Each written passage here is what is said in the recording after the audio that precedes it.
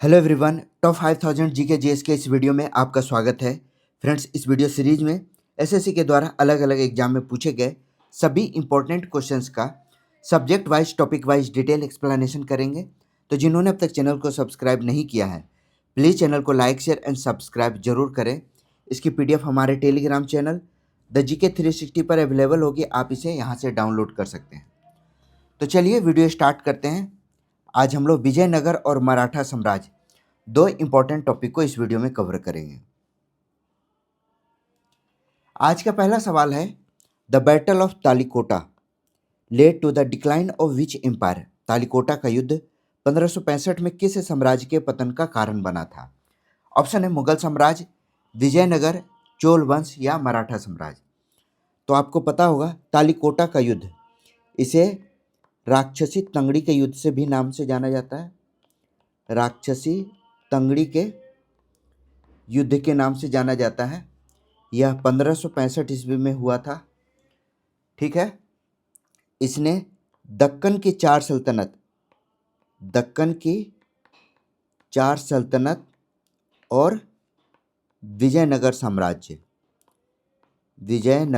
साम्राज्य के बीच यह युद्ध लड़ा गया था। इसमें विजयनगर पूरी तरह पराजित हुआ और ऐसा माना जाता है कि इस पराजय के बाद विजयनगर कभी अपनी पूर्व शक्ति को नहीं प्राप्त कर पाया और यह साम्राज्य धीरे धीरे समाप्त हो गया। तो राइट आंसर होगा बी, विजयनगर साम्राज्य। अगला सवाल, which confederation of sultanate defeated the Vijayanagar empire in the battle of Talikota. अभी अभी हम लोगों ने पढ़ा तालिकोटा के युद्ध में किस सल्तनतों के संघ ने विजयनगर साम्राज्य को पराजित किया।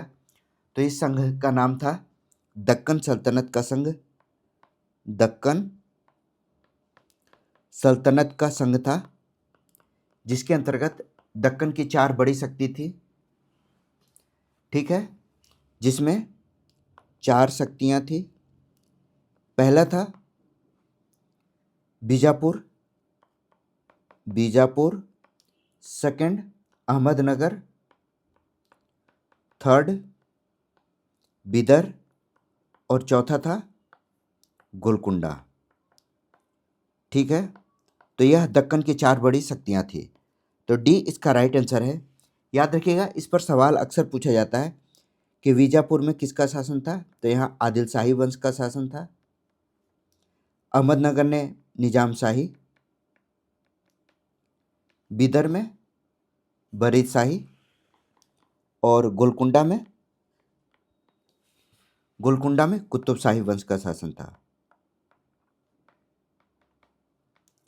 क्लियर है? तो डी इसका राइट आंसर है। नेक्स्ट क्वेश्चन है, whom did Krishnadeva Raya of Vijayanagar defeat in the battle of Raichur. Vijayanagar के कृष्णदेव राय ने रायचूर के युद्ध में किसे पराजित किया था? ऑप्शन है अलाउद्दीन खिलजी, अहमद शाह बहमनी, इब्राहिम लोदी या बीजापुर के आदिल शाह।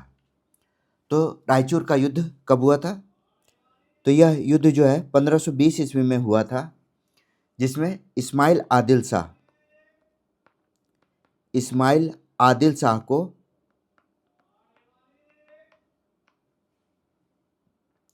कृष्णदेव राय ने पराजित किया था।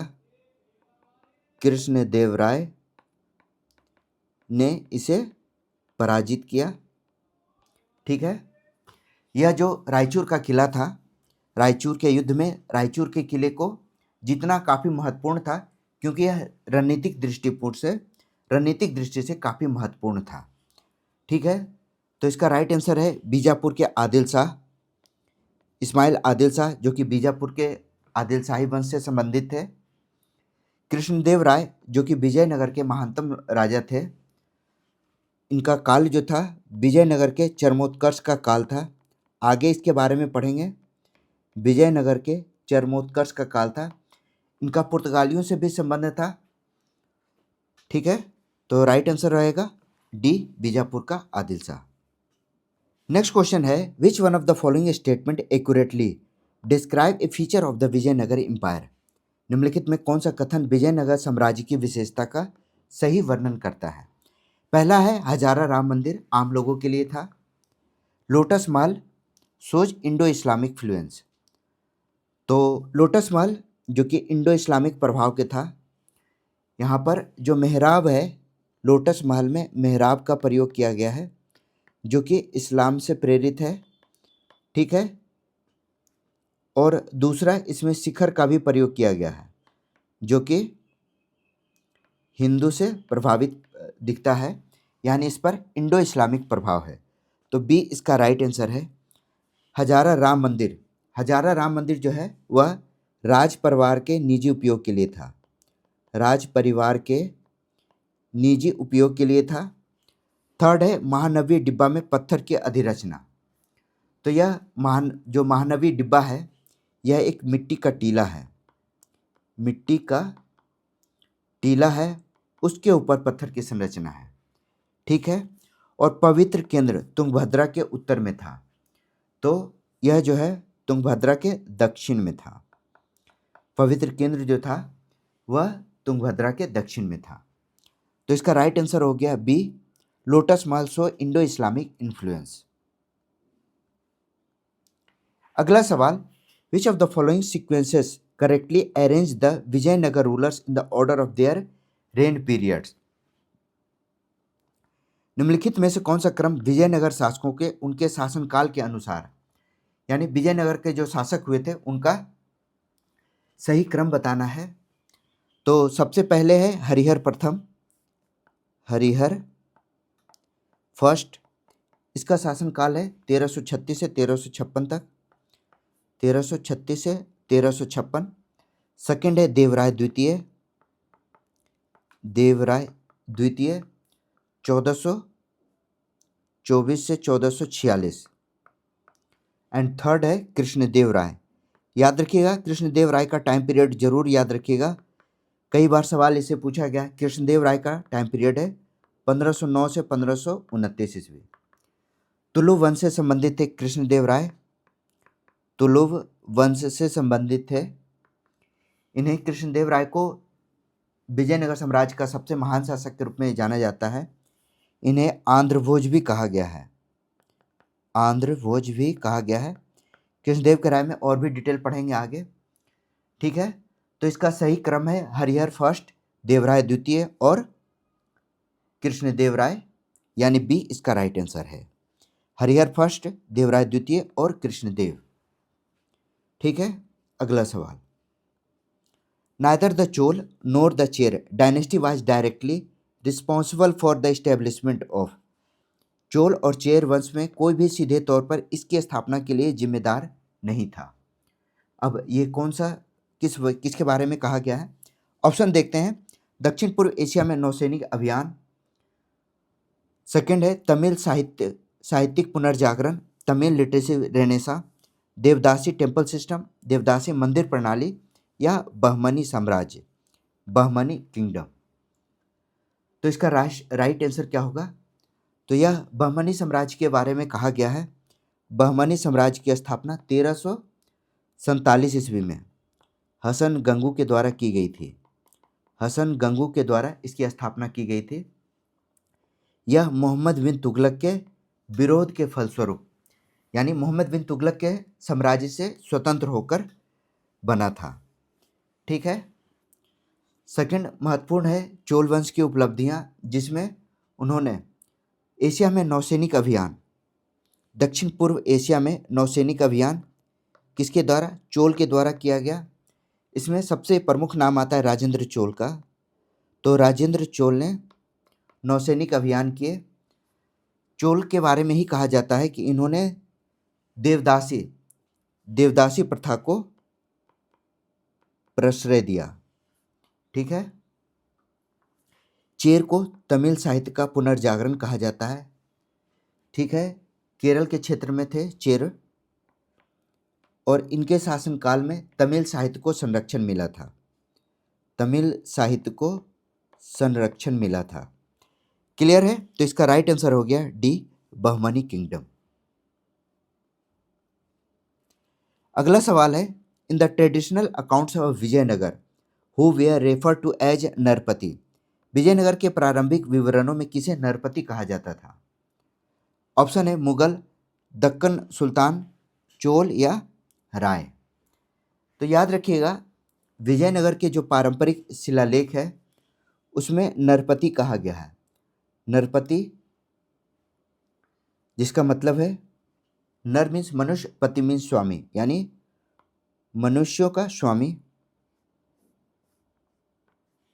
नरपति का जो शाब्दिक अर्थ होता है उसका मतलब है मनुष्य का स्वामी। ठीक है। विजयनगर के कई शासक अलग अलग उपाधियां धारण करते थे। विजयनगर की जो प्रमुख उपाधि है उसमें राय, नरपति, ठीक है, हिंदू सुल्तान यानी हिंदुओं का सुल्तान, हिंदू सुल्तान की उपाधि भी धारण करते थे। ठीक है। तो विजयनगर के जो प्रशासनिक व्यवस्था थी उसमें राय यानी नरपति, इन्हें ही नरपति कहा जाता था। तो राय का पहला पोजीशन था, सेकंड नायक और थर्ड जो थे वह सामंत थे। ठीक है। तो यह त्रिस्तरीय संरचना विजयनगर साम्राज्य की महत्वपूर्ण थी। यह त्रिस्तरीय संरचना थी। तो इसका राइट आंसर क्या होगा? इसका राइट आंसर है राय। राय को नरपति कहा गया है, तो डी इसका राइट आंसर है। अगला सवाल, which of the following works was composed by Krishnadeva Raya and is renowned for its poetic richness? निम्नलिखित में कौन सी रचना कृष्णदेव के द्वारा रचित है और अपनी काव्य समृद्धि के लिए प्रसिद्ध है? तो कृष्णदेव राय, जिसे तेलुगु साहित्य का एक स्वर्णयुग कहा जाता है, तो कृष्णदेव के राय के द्वारा तेलुगु भाषा में महाकाव्य लिखा गया था जिसका नाम था अमुक्तमाल्यद। कृष्णदेव राय ने इसे तेलुगु भाषा में लिखा था। तेलुगु भाषा का यह लिखित महाकाव्य है। इसका शाब्दिक अर्थ होता है, अमुक्तमाल्यद का शाब्दिक अर्थ है जिसने पहने हुए फूलों की माला चढ़ाई है। पहने हुए फूलों की माला चढ़ाई है। ठीक है। तो यह अमुक्तमाल्यद का शाब्दिक अर्थ है। ठीक है। अमुक्तमाल्यद जो है यह विष्णु भक्त कवि अंडाल की कथा पर आधारित है। विष्णु भक्त कवि अंडाल की कथा पर आधारित है। अंडाल, कई बार पूछा गया है कि अंडाल किस धर्म से संबंधित है या किस प्रकार के भक्त हैं, तो याद रखिएगा यह विष्णु भक्त थे, विष्णु के उपासक थे। तो यह विष्णु भक्त कवि अंडाल की कथा पर आधारित था। हम किसकी बात कर रहे हैं? तो यह अमुक्तमाल्यद की। ठीक है। तो बी इसका राइट आंसर है। नेक्स्ट क्वेश्चन है, the Virupaksha temple in Hampi is dedicated to? Hampi का विरूपाक्ष मंदिर यह किसे समर्पित है? काफ़ी इंपॉर्टेंट सवाल है, याद रखिएगा। हम्पी में विरूपाक्ष मंदिर यह भगवान शिव के विरूपाक्ष रूप को समर्पित है। भगवान शिव के विरूपाक्ष रूप को समर्पित है, जिसमें विरूपाक्ष का अर्थ क्या होता है? तो इसमें विशेष नेत्र वाले, आपको पता है भगवान शिव के पास ही सिर्फ एक विशेष नेत्र है, यानी यह शिव को समर्पित है। यह मंदिर 7वीं शताब्दी में अस्तित्व में आया और आज भी यह सक्रिय पूजा स्थल के रूप में जाना जाता है। ठीक है। तो विरूपाक्ष को विजयनगर साम्राज्य में, विरूपाक्ष को अपना कुल देवता माना था, अपना कुल देवता माना है। कृष्णदेव राय ने वहाँ पर गोपुरम बनवाया था। गोपुरम का निर्माण किसने? कृष्णदेव राय ने कराया था। हम्पी के विरूपाक्ष मंदिर यह द्रविड़ वास्तुकला का अद्भुत उदाहरण है। ठीक है। और यह यूनेस्को के साइट में भी शामिल है। तो क्लियर है, ए इसका राइट आंसर है। तो यहाँ से अब हम लोग मराठा साम्राज्य, कुछ ही क्वेश्चन पूछे गए हैं लेकिन उससे रिलेटेड अलग अलग एग्जाम में क्वेश्चन आते हैं, तो याद रखिएगा विजयनगर साम्राज्य आपके एग्जाम पॉइंट ऑफ व्यू से काफ़ी इंपॉर्टेंट है और ये काफ़ी टफ भी है क्योंकि इसमें फैक्चुअल इन्फॉर्मेशन बहुत ज़्यादा है। तो अब हम लोग मराठा साम्राज्य को डिस्कस करेंगे। Which Maratha ruler founded the Maratha empire in 1674 proclaiming himself Chhatrapati? किस मराठा शासक ने 1674 में स्वयं को छत्रपति घोषित कर मराठा साम्राज्य की स्थापना की? ऑप्शन है संभाजी, साहू, शिवाजी या बाजीराव प्रथम। तो आपको पता है मराठा साम्राज्य के संस्थापक छत्रपति शिवाजी को माना जाता है। शिवाजी ने 1674 में मराठा साम्राज्य की स्थापना की। शिवाजी ने 1674 में रायगढ़ के किले में राज्याभिषेक कराया था। राज्याभिषेक कराया 1674 में, ठीक है। उन्होंने छत्रपति की उपाधि धारण की थी, छत्रपति की उपाधि धारण की। राज्याभिषेक का महत्व काफ़ी है, कई बार इस पर सवाल पूछे जाते हैं। गंगा भट्ट जो कि काशी के पंडित थे, काशी के पंडित थे, इन्होंने शिवाजी का राज्याभिषेक वैदिक विधि से कराया था, ठीक है, और एक हिंदू स्वराज्य की घोषणा की थी, ठीक है। अब यह इसलिए इम्पोर्टेंट है क्योंकि उस समय मुगल और बीजापुर का दबदबा था, तो इसके बीच हिंदू स्वराज की घोषणा करना यह एक बड़ी बात थी, ठीक है। तो शिवाजी इसका राइट आंसर है। शिवाजी की कुछ उपलब्धियां हैं, जैसे इन्होंने अष्टप्रधान जो कि एक मंत्रिमंडल था उसका गठन किया था। इस पर सवाल पूछे जाते हैं, मंत्रिमंडल का गठन किया था, ठीक है। सी इसका राइट आंसर है। In historical text Bajirao first is popularly referred to as, ऐतिहासिक ग्रंथों में बाजीराव प्रथम को किस नाम से जाना जाता है? बाजीराव प्रथम, जिसे बाजीराव बल्लाल के नाम से जाना जाता है, बाजीराव बल्लाल। याद रखिएगा बाजीराव प्रथम का पूरा नाम क्या था? तो इनका नाम था बाजीराव बल्लाल भट्ट। बल्लाल भट्ट इनका पूरा नाम था। बाजीराव प्रथम उनका नाम के प्रथम मतलब प्रथम भाग था और बल्लाल उनका मध्य नाम था। तो बाजीराव प्रथम जो कि दूसरे पेशवा थे, इन्हें श्रीमंत पेशवा के नाम से भी जाना जाता है, श्रीमंत पेशवा। इन्होंने अपने 20 वर्ष में 41 युद्ध लड़े थे, 41 युद्ध लड़े और जीते भी, सभी युद्ध जीते, यह इम्पोर्टेंट है, सभी में इन्होंने जीत हासिल की। इतिहास में यह एकमात्र ऐसे सेनापति रहे हैं, तो काफ़ी इम्पोर्टेंट है, याद रखिएगा बाजीराव बल्लाल। अगला सवाल, after the death of Shivaji which group came A hold effective political power in Maratha state? Shivaji की मृत्यु के बाद मराठा राज्य में प्रभावी राजनीतिक शक्ति किस समूह के हाथ में आ गई? ऑप्शन है मुगल, देशमुख, कुणबी या चित्पावन ब्राह्मण। तो शिवाजी के बाद पेशवाओं का उदय हुआ। याद रखिएगा शिवाजी की मृत्यु हुई थी 1680 में, तो उनकी मृत्यु के बाद उत्तराधिकार के संघर्ष में पेशवा जो थे, पेशवा सबसे शक्तिशाली शक्ति के रूप में उभरे। पेशवा जो कि चित्पावन ब्राह्मण थे,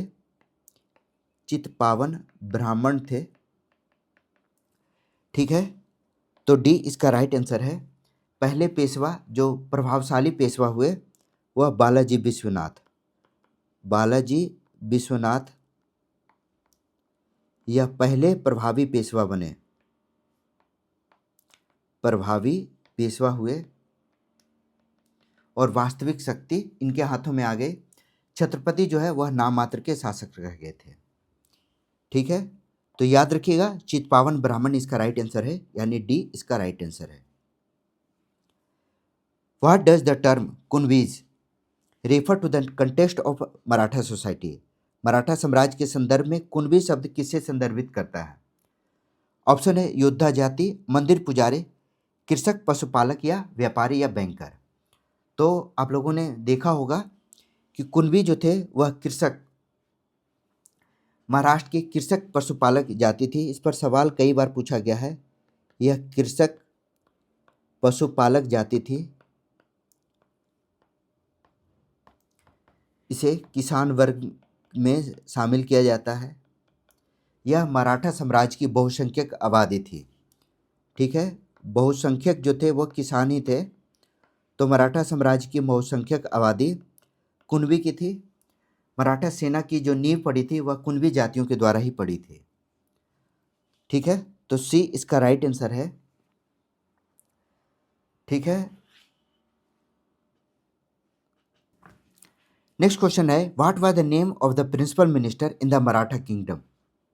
मराठा राज्य में प्रधानमंत्री का क्या नाम था। ऑप्शन है नवाब, पेशवा, दीवान या सूबेदार। तो आपको पता है पेशवा जो थे वह प्रधानमंत्री के पद पर थे। पेशवा, बी इसका राइट आंसर है। मराठा राज्य में अष्टप्रधान का काफ़ी महत्वपूर्ण पद था। अष्टप्रधान जो कि 8 मंत्रियों की परिषद होती थी। 8 मंत्रियों की परिषद होती थी। इसमें पेशवा जो थे वो सर्वोच्च पद था। सर्वोच्च पद पर पेशवा होते थे जो कि मुख्यमंत्री या प्रधानमंत्री के रूप में कार्य करते थे।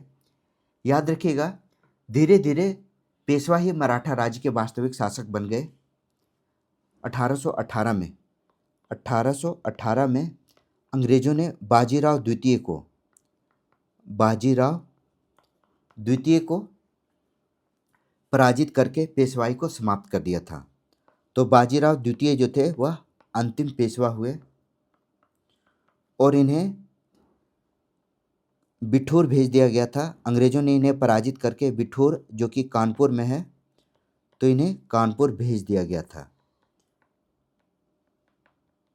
ठीक है, तो याद रखिएगा बी इसका राइट आंसर है पेशवा। नेक्स्ट क्वेश्चन है, Shivaji exploits against which forces made him a legendary figure. First है मुगल एंड सेकंड है बीजापुर। शिवाजी की किन शक्तियों के विरुद्ध वीरता ने उन्हें एक महान व्यक्तित्व बनाया। पॉइंट 1 है मुगल या बीजापुर। तो शिवाजी का जो पहला संघर्ष हुआ था वह बीजापुर के शासक अफजल खान को शिवाजी ने 1659 में पराजित किया। ठीक है, बीजापुर का सेनापति था अफजल खान और इसे प्रतापगढ़ की लड़ाई में पराजित किया था शिवाजी ने। मुगलों के विरुद्ध शिवाजी ने शाइस्ता खान को पराजित किया। शाइस्ता खान को 1663 ईस्वी में रात पर आक्रमण करके पराजित किया था। हालांकि आगरा में औरंगजेब ने शिवाजी को नज़रबंद कर लिया था, लेकिन वहां से भाग निकले। तो दोनों बड़ी शक्तियों से संघर्ष के बाद शिवाजी को हिंदू सम्राट के रूप में जाना जाने लगा। हिंदू सम्राट के रूप में। तो इसका राइट आंसर होगा बोथ 1 एंड 2। अगला सवाल, which group provided the backbone of the Maratha army. Maratha सेना की रीढ़ कौन से समूह थे। हम लोगों ने इस पर पहले भी डिस्कस कर रखा है। कुणबी जो कि मराठा के अंदर एक कृषक थे, किसान वर्ग था जो कि मराठा सेना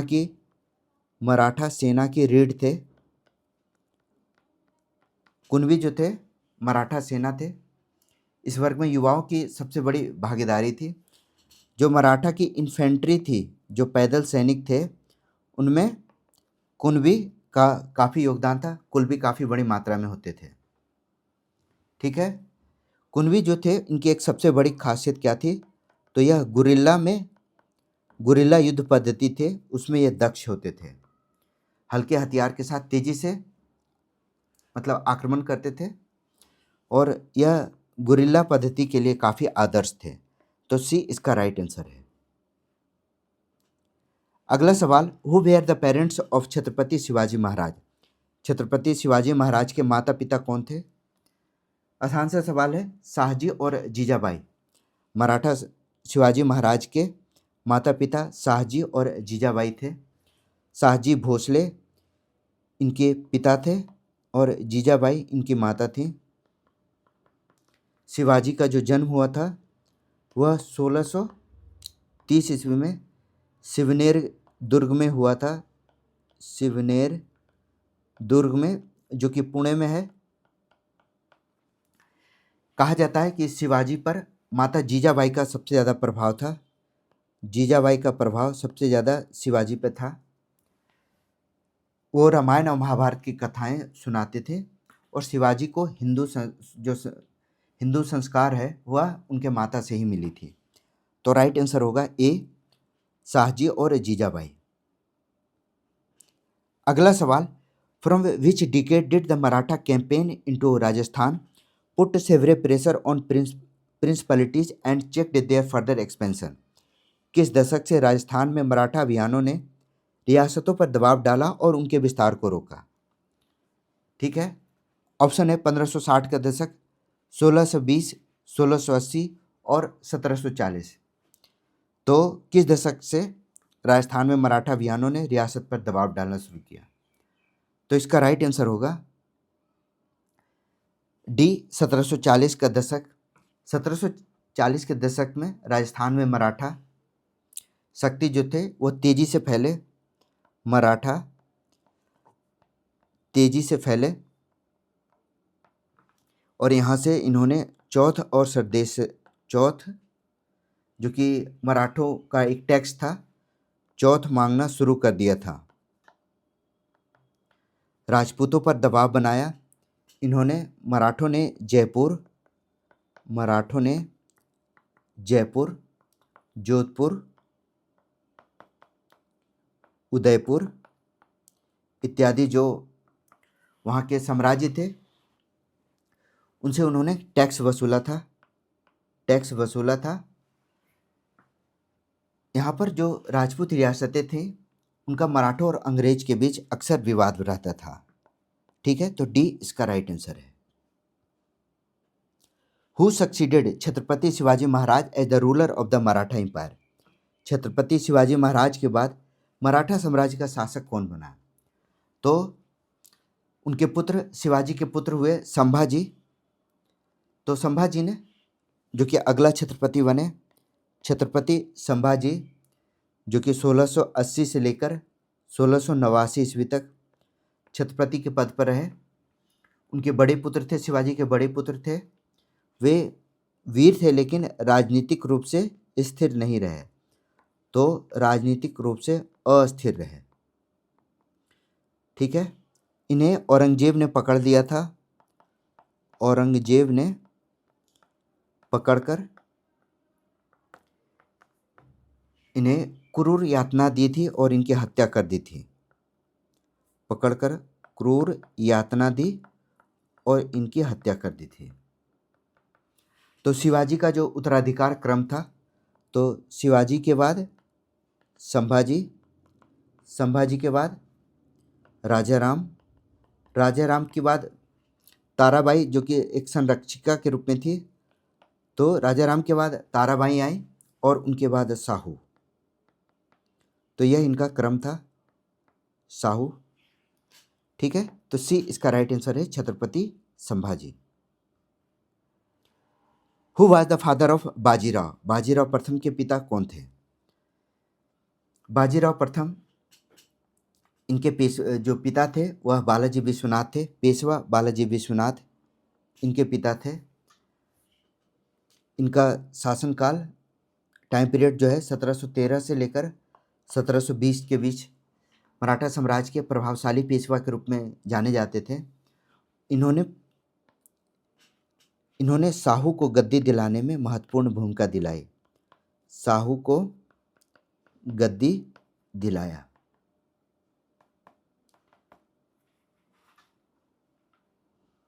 ठीक है, तो राइट आंसर हो गया ए, पेशवा बालाजी विश्वनाथ।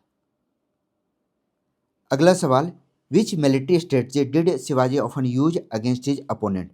शिवाजी अपने विरोधियों के विरुद्ध कौन सी सैन्य रणनीति का उपयोग करते थे? तो सबसे चर्चित था गुरिल्ला युद्ध। शिवाजी अपने गुरिल्ला युद्ध के लिए जाने जाते थे, जो कि उनके सैन्य रणनीति का मूल आधार था। कहा जाता है इसका जो आधार है वह गनिमी काव्य है। गनीमी काव्य, याद रखिएगा, काफ़ी कम लोगों को पता है, जिसे आज गुरिल्ला युद्ध कहते हैं। इसका जो मेन थीम था वह था अचानक आक्रमण, अचानक आक्रमण, तेज वापसी और दुश्मन को थका देने की रणनीति, दुश्मन को थका देना। तो यह गुरिल्ला पद्धति की सबसे बड़ी खासियत थी। शिवाजी ने इसका मतलब प्रयोग भी किया था, जो कि काफ़ी चर्चा में रहा था। शाइस्ता खान पर देर रात आक्रमण किया था। शिवाजी ने शाइस्ता खान पर काफ़ी रात में आक्रमण किया था। दूसरा, अफजल खान का वध इसी पद्धति से किया था। ठीक है। तीसरा, सूरत की लूट, सूरत की लूट में गुरिल्ला पद्धति का प्रयोग किया गया था। तो सी इसका राइट आंसर है। Ujjain expanded under the patronage of which Maratha chief, Ujjain का विस्तार किस मराठा सरदार के संरक्षण में हुआ? ऑप्शन है होलकर, गायकवाड़, भोसले या सिंधिया। तो सिंधिया और उज्जैन, यह सिंधिया के शासनकाल में जो सिंधिया परिवार था वह ग्वालियर और उज्जैन इनका प्रभाव क्षेत्र था। महादजी सिंधिया के शासनकाल में उज्जैन का काफ़ी विकास हुआ। मराठा सरदार जो थे वह अपने अपने क्षेत्र को अलग अलग बांट लिए थे। जैसे पेशवा जो थे वह पुणे में रहते थे, पेशवा पुणे में। सिंधिया इनका प्रभाव क्षेत्र ग्वालियर और उज्जैन होता था। ठीक है। भोसले नागपुर में होते थे। ठीक है। होलकर इंदौर में होते थे।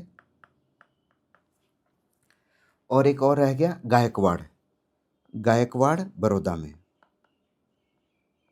गायकवाड़ बड़ौदा से संबंधित थे। ठीक है। तो याद रखिएगा, डी इसका राइट आंसर है, सिंधिया। तो यह था, इस वीडियो में हम लोगों ने विजयनगर और मराठा साम्राज्य पर जो काफ़ी इम्पोर्टेंट क्वेश्चंस थे, अक्सर एग्जाम में पूछे गए हैं, तो आप इसे नोट्स बनाकर इसे ज़रूर याद रखिएगा। वीडियो अच्छा लगे तो वीडियो को लाइक, शेयर एंड सब्सक्राइब जरूर कीजिए। मेरा नाम है Rahul Sinha. Thank you for watching.